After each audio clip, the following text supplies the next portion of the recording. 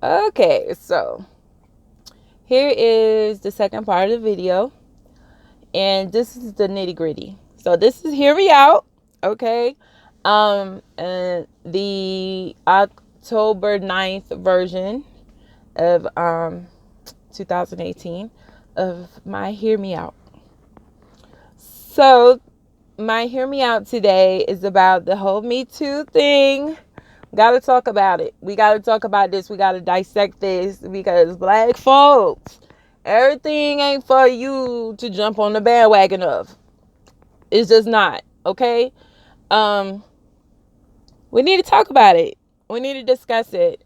Um, we also need to discuss, you know, our advocacy, because our advocacy matters. People, especially black women, our advocacy matters. So when we care deeply about something, when we get involved in something, look at what happened in Alabama. When we put our minds to it and we, decide to make something happen, we make that shit happen, okay? And we got to be careful with that energy, because everybody wants us on their bandwagon and we can't always be on their bandwagon. And this might be all over the place, but I'm gonna try to keep it simple, as simple as I can. Listen, couple of things that I've been noticing lately, or not lately, like the last couple of days, but maybe over the last year or so. This is what I've been noticing. Um, you know, if black women voice their opinions too loud or too sternly, we always met with, oh, but what about this? What about this? Like somebody coming along trying to tell us how to feel. I'll give you an example. There's a lot of very, very vocal critics of Bernie Sanders online who is not a Democrat at all. Did I like what he was saying? Of course I like what he was saying during the primaries. My home state of Florida, um, if you're an independent, you're not able to vote in the primaries. And it's like that in some other states as well. What does Bernie do? Bernie goes and he's all of a sudden a Democrat when he's running for president, which is not cool, because if you're a Democrat, you rely on funding partially by the DNC to help promote your campaigns, promote your agenda, promote your ideas. Well, you can't be independent on Tuesday and want to be a Democrat on Wednesday just because you want the aid of the DNC. That's not how it works. People donate to the DNC and things like that to make sure certain things are progressed. Bernie could have done a more grassroots approach like what Obama did. And, he could have gotten $5 here, $5 there from plenty of young people who liked what he was talking about. He didn't have to do that. He didn't have to go Democrat on us. And so then, excuse me. So then when Hillary beat him out, it's like, oh, Hillary cheated him. Keep in mind, Bernie is not a Democrat. He was not and is not a Democrat. He's supposedly independent. Yet, how do we keep blaming Hillary for, kicking his legs from under him when he's not even a damn Democrat in the first place? He wasn't supposed to be on that platform. He should have been on an independent platform. But because historically independents don't do well in presidential races, he decided, oh, well, you know what? I want to be a Democrat today. You can't just do that and it not have repercussions. And so the Bernie or Bust people were like, I'm either voting for Trump, I'm not voting at all because I refuse to vote for Hillary Clinton. When it came time for Bernie to reconcile, he was like, well, I can't promise my people they're going to vote for her. The fuck? Like that's not how it works. That's not how teamwork works. And so if we're upset because black women, again, we're like looking like, okay, maybe I liked you in the primaries, but I'm gonna vote for who the candidate is because we realized how real shit was gonna get if we didn't. Well, the privilege of being burning a bust is you're not really worried about the backlash. Minorities have to worry about the backlash, okay? And you can say, oh, well, women have to worry about white women. No, your backlash is not the damn same. That's why we did not all have the same sense of urgency, obviously. Okay? 57% of white women voted for Donald Trump. How in the fucking hell could you vote for Donald Trump?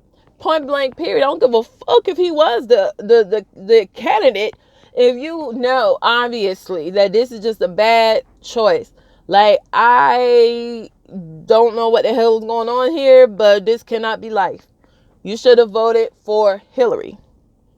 So I don't know what kind of white woman drama y'all had where y'all couldn't vote this woman in and let this qualified individual run the country. And if she wasn't your first choice, fine, that's great. But she was a competent choice, at least, okay, as compared to Donald Trump. And which brings us to where we are today. All right, this Me Too thing. All righty. Okay, sexual assault is real.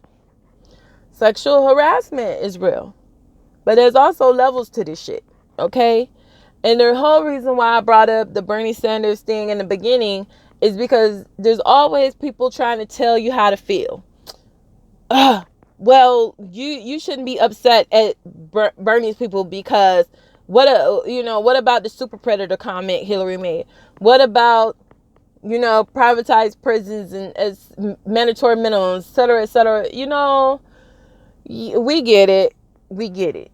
We get it. But that doesn't make Bernie better because he marched with Martin Luther King this one time and got arrested. Like, that doesn't make him a race champion. Have you heard him talk about race? Have you heard him talk about what he's going to do, what policies he plans to implement for the betterment of African-American community or the brown community? What immigration policies did he have that was progressive and so on and so forth? You can't tell me who to vote for or how to feel. And the same thing goes with the Me Too movement. And I'm going to tell you how this coincides, how this ties in. Because white women want their voices heard. That's great. We all want everybody's voice heard. Black women are raped, sexually assaulted, molested, on average more than white women are. Do we always talk about it? No. Should we? Yes. But the thing about it is levels to this shit. Somebody flirting with you is not the same as somebody hurting you. Somebody being aggressively trying to date you, like, oh, go out with me, you're constantly saying no, and it's frustrating, and it's like getting to the point of creepy, whatever the case may be. Yeah, that's sexual harassment. It's not sexual assault. It's sexual harassment. And I'm not necessarily sure that, see, look, this is the thing. I have a son, okay? And I don't want my son to be falsely accused by someone and we immediately believe whatever it is that's said about my son. The reason why I use my son, because we all should. Whether you're, if you're gay, bi, whatever, still use more of an example of your son. I don't want my son falsely accused of something and then we just automatically believe whatever is said. it's levels to this shit. Like, you gotta sit here and go, okay, hear this person out, then look for the facts. See if you can corroborate, see what's going on. All women should be heard. All of them shouldn't be believed. You should hear a person out, and then the choice to believe them is something totally different. That's something that comes along with credibility, corroboration, all of this stuff. You should just believe it.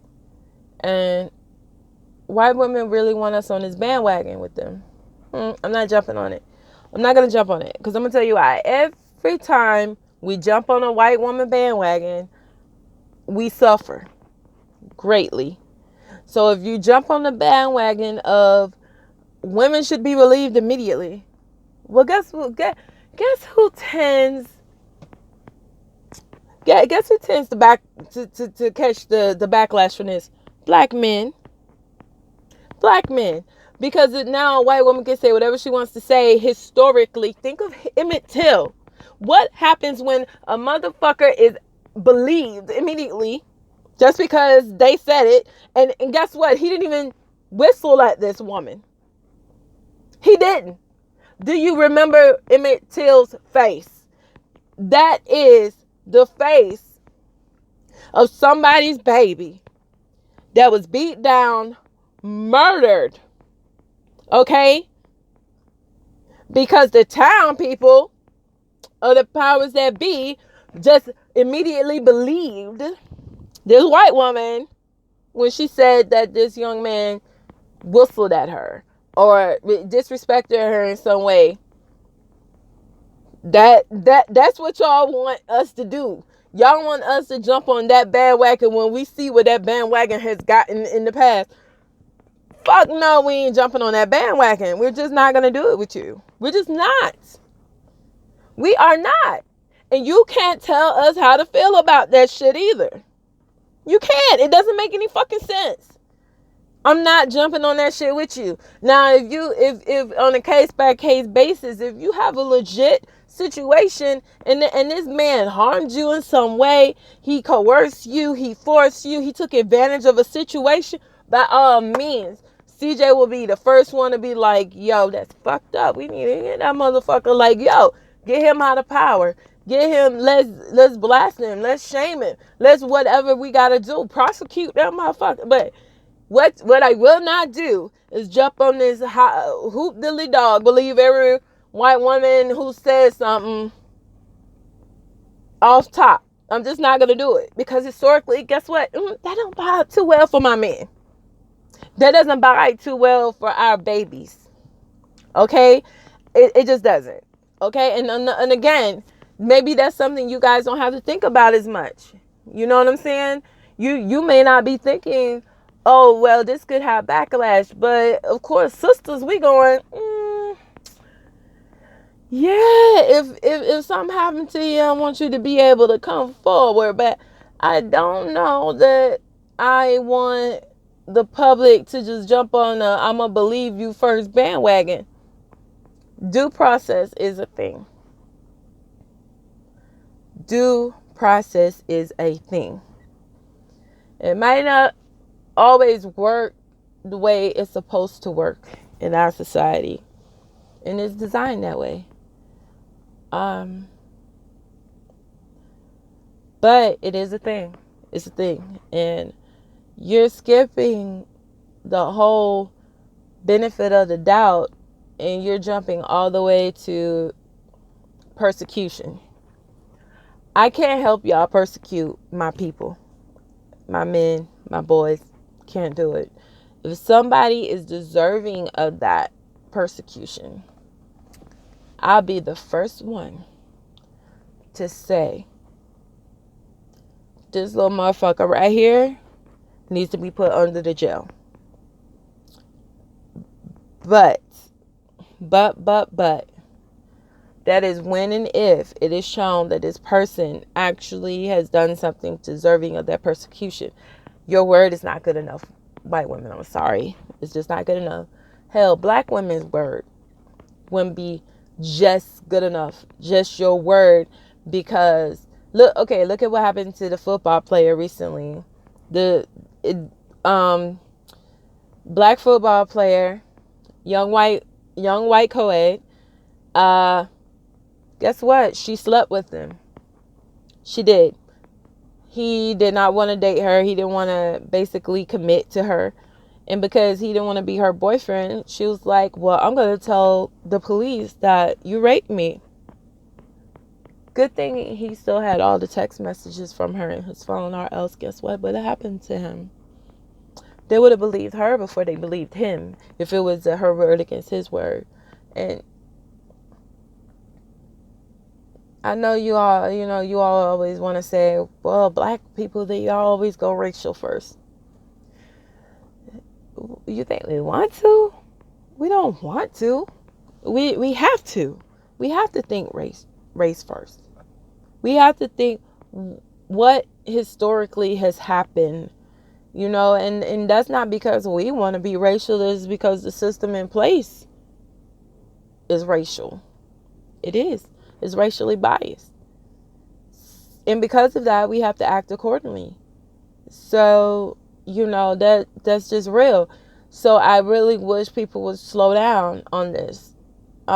Just slow down and take a step back and use some common sense with it.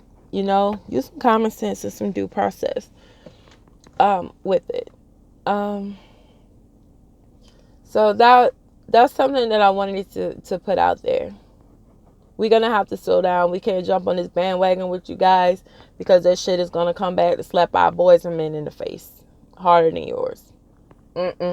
That's not something that's not something that I'm willing to let happen. Even though I've seen quite a few times, if one innocent man's reputation is tarnished, so what? That's something that I'm willing to accept. One innocent man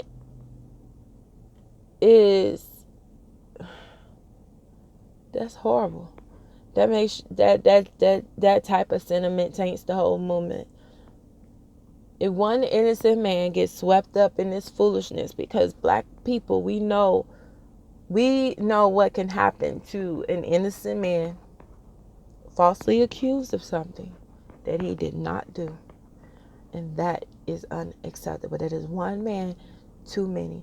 Only a privileged person would say something so cruel as if an innocent man gets caught in the crossfire. That's something I'm willing to accept. Who are you, white woman, to say you're willing to accept that? Emmett Till was an innocent young man who got caught in somebody's crossfire. That is not something black women are willing to accept. Okay? It's just not. It is what it is. Okay? Everything isn't about race because we want it to be about race. Some things just are about race because historically we have to be careful. We have to have different talks with our kids than you do. We have to have different approaches to things than you may have to have. And I'm just not willing to go down that rabbit hole with y'all asses. I'm just not. And you can't tell me how to feel about it. Well, if all these black women and girls get sexually assaulted, you all should be the loudest ones. It was a sister who invented the Me Too movement. But that sister never said, let's go after these men's jugulars. Let's go. Look at this. Look at it. It's chaos. It's a fucking tornado.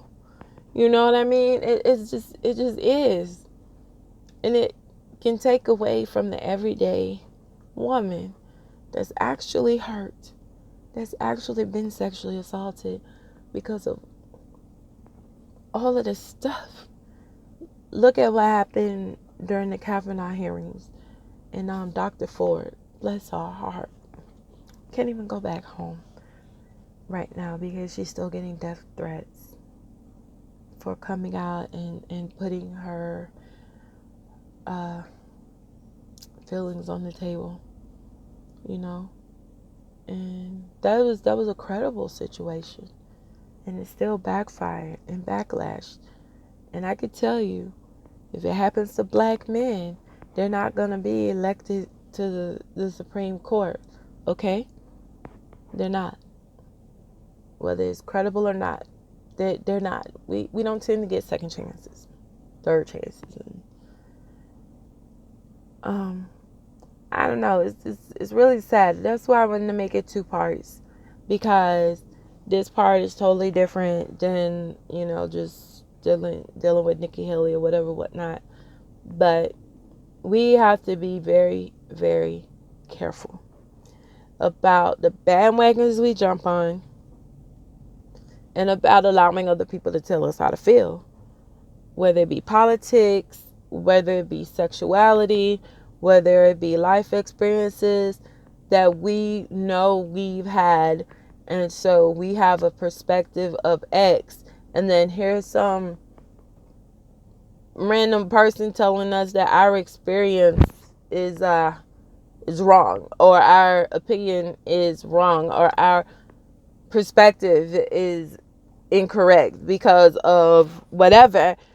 And I'm telling you, well, my experience has been X, and you're telling me, well, nope, that's incorrect. You know what? It might be incorrect for you, but unfortunately, everybody in this country does not have the same life experiences. We just don't. From black person to black person, from white person to white person, we all don't have the same experiences, which is why it's okay to shut up and listen to somebody else. You know, it's okay. It's okay. You don't have to have all the answers, white people. You don't have to be able to just come up and say, nah, this is wrong. Just think about this.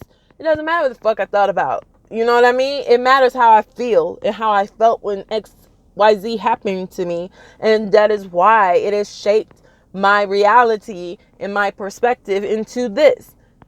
You can't tell me it's wrong. How is it wrong? No, it might be wrong what was done to me. Have you thought about that? Not, oh, I should change my perspective. Well, why don't you change my reality then? If you can change that, then maybe I could change my perspective.